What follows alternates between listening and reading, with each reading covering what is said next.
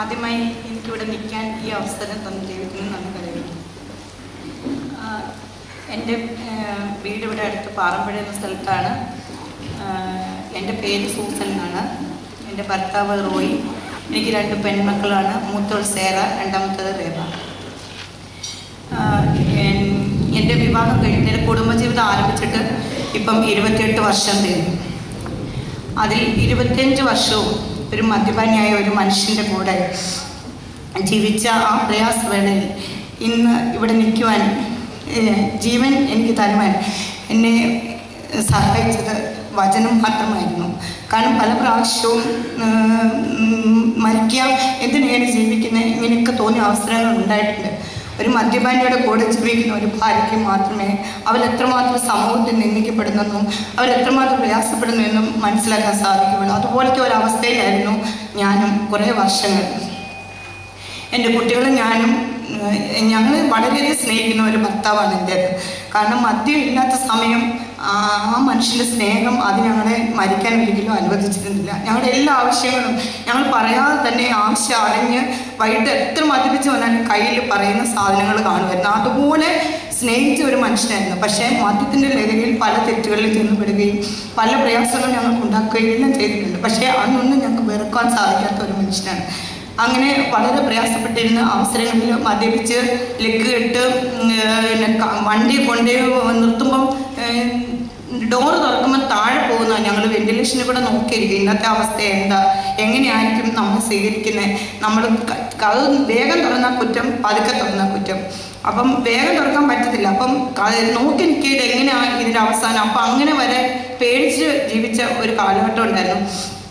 പക്ഷേ അന്നൊക്കെയും ഇപ്പോൾ അച്ഛൻ ഇവിടെ പറഞ്ഞ മുഴുവൻ വചനവും, അതായത് അച്ഛൻ ഇത്രയും നേരം സംസാരിച്ചത് എനിക്ക് വേണ്ടിയായിരുന്നു, എനിക്ക് കിട്ടിയ നന്മകളായിരുന്നു എന്ന് വേണം എനിക്ക് പറയാൻ. മദ്യത്തിൻ്റെ ലഹരിയിൽ നിന്ന് മദ്യം കുടിച്ച് നല്ല സമ്പന്നതയെ ജീവിച്ചിട്ട് നല്ല പ്രൗഢതയെ ജീവിച്ചിട്ട് അവസാനം എല്ലാം നശിച്ച ഒരവസ്ഥയിലേക്ക് ഒരു 10 വർഷം പോലും എടുക്കേണ്ട വന്നില്ല ഞങ്ങളുടെ ജീവിതത്തിന്. 10ാമത്തെ വർഷം 11 വർഷമൊക്കെ ആയപ്പോഴത്തേക്കിന് ഞങ്ങൾ കടബാധ്യതയുടെ വലിയൊരു ഒഴുക്കിലേക്ക് ഞങ്ങൾ നീങ്ങിപ്പോയി. അങ്ങനെ കടങ്ങൾ കയറി ഒരു വിധത്തിലും ഞങ്ങൾക്ക് മുന്നോട്ട് പോകാൻ പറ്റത്തില്ലാത്ത അവസ്ഥ വന്നപ്പം റോജാലിനെ എന്നോട് പറഞ്ഞു, ഇനിയും ജീവിക്കാൻ പറ്റത്തില്ല, നമുക്ക് മരിക്കാം.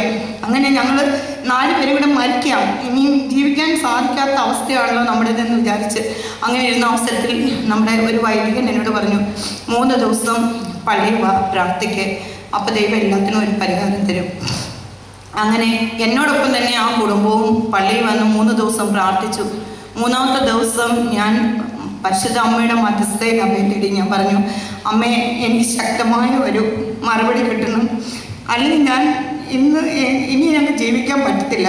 അപ്പം എനിക്ക് കിട്ടിയ വചനമാണ് ഇവിടെ എപ്പോഴും പറയുന്നത്. യേശയ്യാവ് 43, ഞാൻ നിൻ്റെ ദൈവമാണ്, ഞാൻ നിൻ്റെ പേര് ചൊല്ലി വിളിച്ചിരിക്കുന്നു, നീ എൻ്റേതാണ്, നീ ഏത് വഴി വേണമെങ്കിലും പൊക്കോ, പക്ഷേ നീ നശിച്ചു പോകത്തില്ലെന്ന് എനിക്ക് ഉറപ്പ് കിട്ടി.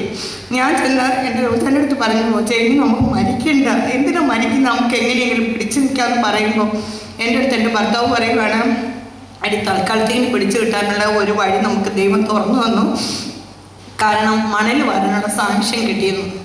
അങ്ങനെ ലക്ഷങ്ങളുടെ കടം, 1 മാസം പോലും ആകാതെ ലക്ഷങ്ങളുടെ കടബാധ്യത ഞങ്ങളുടെ കാറൊക്കെ എക്സൈസുകാർ കൊണ്ടുപോയി. അങ്ങനെ സകലത് 1 മാസം കൊണ്ട് തിരികെ തരുവാൻ തക്ക ശക്തനായ ഒരു ദൈവം എനിക്കുണ്ടെന്ന് എനിക്ക് മനസ്സിലായി. അന്ന് ആ വചനം എന്നെ അതുപോലെ സ്പർശിച്ചു. അതെൻ്റെ ജീവിതത്തിൽ എനിക്ക് മറക്കാനും പറ്റത്തില്ല. അത് കഴിഞ്ഞ് പൈസയുടെ ഒരു ഒഴുക്കായിരുന്നു. ഇവിടെ ഇരിക്കുന്ന പലർക്കും എന്നെ അറിയാവുന്നവരാണ്, എൻ്റെ എല്ലാ കാര്യങ്ങളും അറിയാവുന്ന ഒത്തിരി പേര് ഞങ്ങളുടെ സുഹൃത്തുക്കൾ തന്നെ ഇതിനകത്ത് ഇരിപ്പുണ്ട്. അപ്പം ഇഷ്ടംപോലെ പൈസയായി കഴിഞ്ഞപ്പം പൈസയുടെ ആ സമ്പന്നതയിൽ വീണ്ടും എൻ്റെ ഭർത്താവിന് ഇരട്ടി കൂട്ടുകാരായി മദ്യത്തോടുള്ള ലഹരി കൂടിക്കൂടി വന്നു. അതിൽ നിന്നും വളരെ തെറ്റിൻ്റെ തെറ്റിലേക്ക് അങ്ങനെ എല്ലാം പോയി. പക്ഷേ ആ 2006, 2007 ഞാനിവിടെ ധ്യാനം കൂടി പിള്ളേരുമായിട്ട് വരികയും അങ്ങനെയൊക്കെ ഇരുന്നു. അന്നും എനിക്ക് ഇവിടെ അച്ഛൻ ആരായിരുന്നെന്ന് ഞാൻ ഓർക്കുന്നില്ല, ഒന്നിച്ചാണെന്ന് തോന്നുന്നു. അന്നും വെളിപാട് 3:19 തൊട്ടുള്ള വചനം അതെൻ്റെ ഹൃദയത്തിൽ അന്നും സ്പർശിച്ചു. അന്ന് ഞാൻ വിചാരിച്ചു, ഈ പണമൊന്നും എനിക്കൊരു പ്രശ്നമല്ല, എങ്ങനെ വേണമെങ്കിലും പിടിക്കോട്ടെ, പക്ഷേ ഈ മനുഷ്യന് നല്ല മനസ്സാന്തരം കിട്ടിയാൽ മതിയായിരുന്നു. അങ്ങനെ ആ 19 അതിൽ ഞാൻ സ്നേഹിക്കുന്നവരെ ശിക്ഷിക്കുകയും ശാസിക്കുകയും ചെയ്യും. ഹൃദയത്തിൻ്റെ വാതിൽ വന്ന് മുട്ടും, നിങ്ങളൊന്ന് തുറന്നു തന്നാൽ മതി. അന്നാണ് ശരിക്കും എൻ്റെ ഹൃദയത്തിൻ്റെ വാതിലാണ് ഞാൻ തുറക്കേണ്ടതെന്ന് എനിക്ക് മനസ്സിലായത്. ഞാൻ ഹൃദയവാതിൽ തുറന്നു, ദൈവത്തെ സ്വീകരിച്ചു. എനിക്ക് പണമോ അങ്ങനെയുള്ള കാര്യങ്ങളിലേക്കുള്ള ഒരാവശ്യമോ ഇല്ലാതെ എനിക്ക് ജീവിക്കാൻ സാധിച്ചു. എനിക്ക് വളരെയധികം ധൈര്യം ദൈവം തന്നു. അങ്ങനെ ഇരുന്ന അവസരത്തിൽ ഞാനിവിടെ ശുശ്രൂഷയിലൊക്കെ ഇരുന്ന് 2012 ഞാനിവിടെ ധ്യാനത്തിന് വന്നിച്ച് ഞാൻ പറഞ്ഞു. അപ്പോൾ എന്നെ കൊണ്ടുവിടുകയും കൊണ്ടുപോവുകയും ഒക്കെ ചെയ്യും. പക്ഷേ മദ്യപിക്കാതെ വരത്തില്ല, ഈ കോമ്പൗണ്ടിൽ പോലും കയറത്തില്ല. ഇവിടെ ഒന്നൊരു ധ്യാനം കൂടാൻ പറഞ്ഞാൽ വരത്തില്ല. അങ്ങനെയുള്ളൊരു സ്വഭാവമായിരുന്നു. അതുകൊണ്ട് ഞാൻ അന്നേരവും ഇരുന്ന് പ്രാർത്ഥിച്ചു, എനിക്ക് എങ്ങനെയെങ്കിലും ഇവിടെ ഒന്ന് വരാനൊരു അവസരം കിട്ടണമെന്ന്. ഒരു ധ്യാനത്തിന് ഞാൻ വന്നു. ധ്യാനത്തിന് വന്നപ്പോഴത്തേനും ഞാൻ അന്ന് വൈകിട്ട് വന്നേക്കാം, കൊണ്ടുവരാൻ 9:30 ആകുമ്പോൾ എന്നും വരും. അപ്പോൾ അന്ന് ഒരു 7 മണിയായപ്പോൾ എനിക്ക് ഇരിക്കാൻ പറ്റുന്നില്ല ഇവിടെ. ഞാൻ ഈ പ്രെയർ റൂമിൽ ഇരുന്നിട്ട് ഞാൻ പറയും, ഞാൻ വീട്ടിൽ പോവാം, എന്താണ് എനിക്ക് വീട്ടിൽ പോകണമെന്ന് തോന്നുന്നെന്ന് പറഞ്ഞു. ഞാൻ ചെന്ന് ഒരു 20 മിനിറ്റ് 25 മിനിറ്റ് കഴിഞ്ഞില്ല, അതിനു മുമ്പ് എൻ്റെ ഭർത്താവ് ബ്ലഡ് വൊമിറ്റ് ചെയ്തു. ആ സമയത്ത് ഞങ്ങൾ ഇവിടുന്ന് കാൽത്താസിൽ ചെന്നു. അവിടെ ഞങ്ങൾ എടുത്തില്ല, നേരെ ലക്ഷോറിൽ പോയി. ലക്ഷോറിൽ ചെന്ന് ബാൻഡിട്ട് തിരികെ 3-4 ദിവസം അവിടെ കിടന്ന് ഞങ്ങൾ തിരികെ പോന്നു. ഡോക്ടർ കർശനമായിട്ട് പറഞ്ഞു, ഇനി മദ്യപിക്കരുത്, നിങ്ങൾ മരിച്ചു പോകും. അങ്ങനെ പറഞ്ഞു വിട്ടു. എന്നിട്ടൊന്നും ഒരു മാറ്റവും, കുറച്ച് ദിവസമൊക്കെ കുടിക്കായിരുന്നു, വീണ്ടും കുടിക്കാൻ തുടങ്ങി. കുടിച്ചു കഴിഞ്ഞ് 2012 നവംബർ മാസമായപ്പോഴേക്കും കാലിൽ ഒരു ഇൻഫെക്ഷൻ വന്നു. ആ ഇൻഫെക്ഷനിലൂടെ ആയിരുന്നു ദൈവം അദ്ദേഹത്തെ സ്പർശിച്ചത്. അന്ന് ആ ഇൻഫെക്ഷൻ മൂലം ഒരു 50 ദിവസത്തോളം ഞങ്ങൾ ലേക്ഷോർ ഹോസ്പിറ്റലിൽ കിടന്നു, 2 പ്രാവശ്യമായിട്ട്. അതിൽ 2ാമത് പോകുന്ന പ്രാവശ്യം എന്ന് പറഞ്ഞാൽ അത് വളരെ സീരിയസ് ആയിരുന്നു. ഒരു കോമ സ്റ്റേജിലാണ് ഇവിടുന്ന് തന്നെ പോയത്. പുള്ളിക്ക് തന്നെ ഒന്നും അറിയാൻ മേല, കാറിലൊക്കെ പിടിച്ച് ഞങ്ങൾ തന്നെ എടുത്തുപോലെ ഇറക്കിയാണ് ഹോസ്പിറ്റലിൽ ചെന്ന് ഡോക്ടർമാർ 8,000 രൂപ 10,000 രൂപ ഒക്കെ ഉള്ള ഇഞ്ചക്ഷനാണ് 3-4 പ്രാവശ്യം കുത്തി. അങ്ങനെയൊക്കെ നോക്കിയിട്ടും ജീവനെ രക്ഷിക്കാനായിട്ട് ആർക്കും പറ്റാത്ത ഒരവസ്ഥയിലേക്ക് പോവുക. അപ്പോൾ ഡോക്ടർ ഞങ്ങളെ വിളിച്ചു പറഞ്ഞു, ഇനിയും ഈ മനുഷ്യന് കൊടുക്കാനായിട്ട് ഞങ്ങൾക്ക് മരുന്നില്ല. അപ്പം തന്നെ ദിവസവും ഒരു 50-ന് മുകളിൽ 60,000-70,000 രൂപയുടെ ബില്ലാണ് ഡെയിലി വന്നുകൊണ്ടിരിക്കുന്നത്.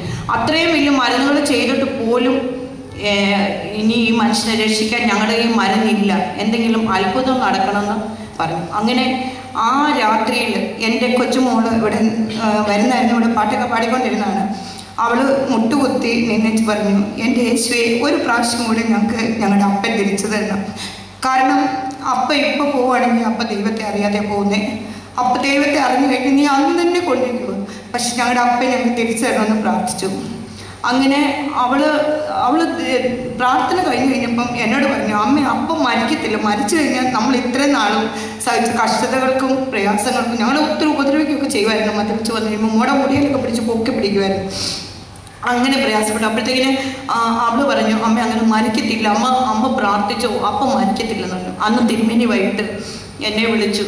അന്ന് രാവിലെ എന്നോട് ചോദിച്ചു എങ്ങനെയുണ്ടെന്ന് ചോദിച്ചപ്പം ഞാൻ പറഞ്ഞു, വളരെ ഗുരുതരാവസ്ഥയിലാണ് തിരുമേനി, രക്ഷപ്പെടുവല്ലാത്ത ഒരു സ്റ്റേജിലേക്ക് പോവുകയാണെന്ന് പറഞ്ഞപ്പം എന്നോട് പറഞ്ഞു, എന്നാൽ ഇന്ന് തന്നെ തൈലാഭിഷേകം ചെയ്യാനുള്ള ഇതും ചെയ്യാൻ പറഞ്ഞു. അങ്ങനെ റോഡ്ചേനെ ICU കിടത്തിട്ട് കാര്യമില്ല. അപ്പം തന്നെ ഡോക്ടർ പറഞ്ഞു, ഇനി ICU കിടന്നിട്ട് യാതൊരു കാര്യമില്ല, മുറിയിലേക്ക് കൊണ്ടുവയ്ക്കണം. ഞാൻ മുറി കൊണ്ടുവന്ന ഭാഗം ഇവിടെ കൊച്ചുമോനൊക്കെ കണ്ടതാണ്. ആ കൊണ്ടുവന്ന ഭാഗത്തെ അവരൊക്കെ പേടിച്ച് ഇരിക്കുക പോലും ചെയ്യാതെ പോകുന്ന അവസ്ഥയായിരുന്നു. അതുപോലത്തെ അവസ്ഥയിൽ ഒരു വലിയ പേടകം കിടക്കുന്ന പോലെ വീർത്ത് കിടക്കുക, ഒരു ബോധവും ഇല്ല. അങ്ങനെ കിടന്ന അവസരത്തിൽ മോളുടെ ഫാദറിലോ അച്ഛനാണ്, അച്ഛൻ തന്നെ വന്ന് തൈലാഭിഷേകം ചെയ്തു. സന്ധ്യയായപ്പോൾ തൈലാഭിഷേകം ചെയ്ത് ഒരു അരമണിക്കൂർ കഴിഞ്ഞ് അവിടെ വന്നതായ ആൾക്കാർ, വന്നു പോയതായ ആൾക്കാരെ മുഴുവൻ ആരാണ് ആ കൂട്ടത്തിൽ കൊരിയൻസിനുണ്ട്, ഐറേനിയസ് തിരുമേനിയുണ്ട്, അവരൊക്കെ എല്ലാവരുടെയും പേര് പറഞ്ഞ് ഇന്നാരല്ലേ എന്ന് ചോദിച്ച് പറയുവാൻ തക്കവണ്ണം ദൈവം ആ തൈലാഭിഷേക ശുശ്രൂഷയിലൂടെ എൻ്റെ ഭർത്താവിന് അവസരം കൊടുത്തു. അത് എനിക്ക് മനസ്സിലായി, കർത്താവിന് എന്നെക്കുറിച്ചൊരു പദ്ധതി ഉണ്ടായിരുന്നു. അത് എൻ്റെ നാശത്തിനല്ല, എൻ്റെ ക്ഷേമത്തിനാണെന്ന്. കാരണം നല്ല ഒരു മനുഷ്യനായിട്ട് തിരികെ വന്ന് ഇപ്പം ഞങ്ങൾ ഈ 1.5 വർഷമായിട്ട് രോഗാവസ്ഥയിലാണ്.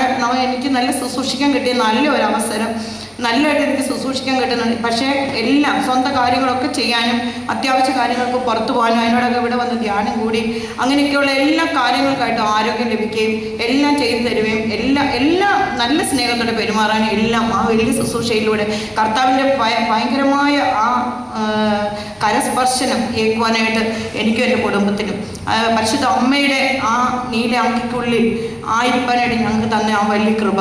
പിന്നെ എൻ്റെ ഇവിടെ വരുന്ന മോള് ഒന്നും പഠിക്കത്തില്ലെന്ന് പറഞ്ഞാൽ ഇന്ത്യക്കൊക്കെ 2 മാർക്കൊക്കെ വാങ്ങിച്ച കാലമുണ്ട്. അങ്ങനെ പഠിച്ച മോള് +2-ന് എല്ലാ A+ഉം Aയും വാങ്ങിച്ച് ജയിച്ച് ഡിഗ്രിക്ക് തേവര കോളേജിൽ പഠിച്ച് അവിടുന്ന് ഫസ്റ്റ് വാങ്ങിച്ച് 3 വർഷവും അവളായിരുന്നു ക്ലാസ്സിലേക്ക് ഫസ്റ്റ്. അങ്ങനെ വാങ്ങിച്ച് പഠിക്കാനുള്ള ഒരു ദൈവകൃപ അവൾക്ക് കൊടുത്തു.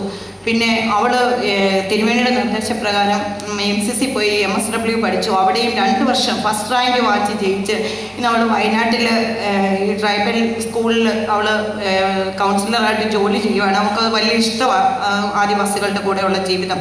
അങ്ങനെ അവൾ പോകുന്നു. മൂത്ത മോളും നല്ല ദൈവകൃപയിൽ ഒരു PG ഒക്കെ കഴിഞ്ഞ് അവളും ഒരു കുഞ്ഞായി. അവൾക്ക് ദൈവം ഞങ്ങളെ ഇത്രത്തോളം നടത്തി. ഞങ്ങളുടെ സാക്ഷി എന്ന് പറഞ്ഞാൽ ഈ 15 മിനിറ്റോടും തീരെയാണ്. അച്ഛൻ എന്നോട് കയറിയപ്പോഴേ പറഞ്ഞ് കൃത്യനിഷ്ഠ പാലിക്കണമെന്ന്. അത് 15 മിനിറ്റോടും തീരെ. എന്നോടൊക്കെ എന്നെ പാമ്പ് കടിച്ചു, ഞാൻ വലിയ ഗോവർ ഗ്യാസിൻ്റെ ടാങ്കിൽ പോയി. അത് അന്നൊന്നും ദൈവം എൻ്റെ ജീവനെടുക്കാതെ ഈ സന്തോഷം കാണുവാൻ വേണ്ടിയിട്ട്, ഈ അവസരം എനിക്ക് തരുവാൻ വേണ്ടിയിട്ട്, ഇതിനകത്ത് ഇങ്ങനെയുള്ള പ്രയാസങ്ങൾ അനുഭവിക്കുന്ന ആരെങ്കിലും ഉണ്ടെങ്കിൽ നിങ്ങൾക്ക് എല്ലാവർക്കും ഞങ്ങളെ രക്ഷിച്ച ആ കരം അത് വിശ്വസ്തമായ ഒരു കരമാണ്. അതിൽ പിടിച്ച് ജീവിക്കാൻ എനിക്കത് മാത്രമേ പറയാനുള്ളൂ. ഇങ്ങനൊരു അവസരം തന്നതിനായിട്ട് നന്ദി പറയുന്നു.